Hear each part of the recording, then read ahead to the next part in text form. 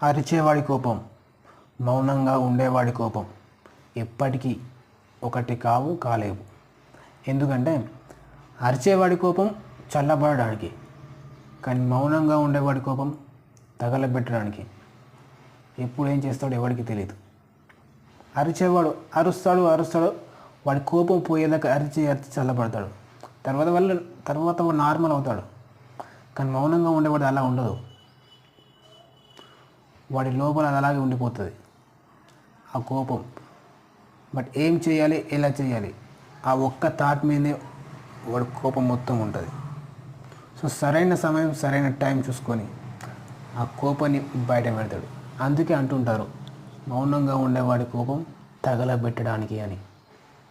మీరు చూసే ఉంటారు, నల్లిగా ఉండే వాళ్ళని నమ్మకూడదు అని, అంటే సైలెంట్గా ఉండే వాళ్ళని నమ్మకూడదు అంటారు. మీ చుట్టూ ఉండే వాళ్ళని చూసే ఉంటారు, మీరు గమనించి ఉంటారు కూడా. అది ఎప్పుడు అరుస్తూ ఎక్కువ మాట్లాడుతూ ఉంటాడు. వాళ్ళు ఏంటంటే ఆ క్షణం అక్కడ మాట్లాడి ఆ తర్వాత వాళ్ళు మర్చిపోతారు. కానీ వీళ్ళు అలా మర్చిపోరు. వీళ్ళని పొరపాటున ఏదైనా మాట అన్నా కానీ, వీళ్ళని ఒక తిట్టినా కానీ, వీళ్ళు కొంచెం చెడుగా మాట్లాడినా లేదా కొంచెం రష్గా మాట్లాడినా కానీ వీళ్ళ మనసులో అది అలాగే తట్టుకుపోతుంది. ఇంకో విషయం ఏంటంటే, ఈ అరిచే వాళ్ళకంటే ఈ మౌనంగా ఉండే వాళ్ళకి ఎక్కువ తెలివి ఉంటుంది. ఎందుకంటే అరిచే వాళ్ళు ఎక్కువగా వినడానికి ప్రయత్నించరు. ఎందుకంటే వాళ్ళు చెప్పడానికే ప్రయత్నిస్తారు కానీ వినడానికి ప్రయత్నించరు. అదే మౌనంగా ఉండేవాళ్ళు చుట్టూ ఉండే వాటిని గమనిస్తారు. చుట్టూ ఎవరేం చెప్పినా వింటారు. ఫస్ట్ వింటారు.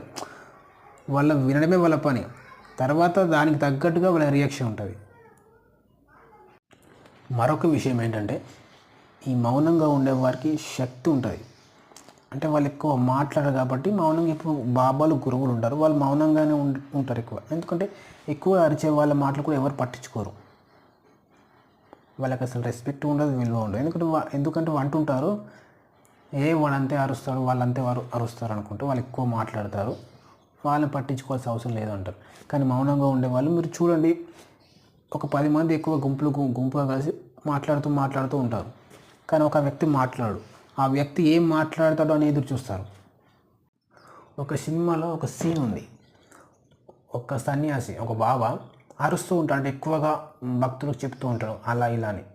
కానీ ఎవరు పట్టించుకోరు. ఒకరోజు ఏమవుతుందో అక్కడికి ఒక హీరో వచ్చి ఇలా చెప్తాడు, నువ్వు అరవడం మానేసి మౌనంగా ఉండు అని చెప్తారు. రోజుకి ఒక్కరితో మాట్లాడు అంటారు.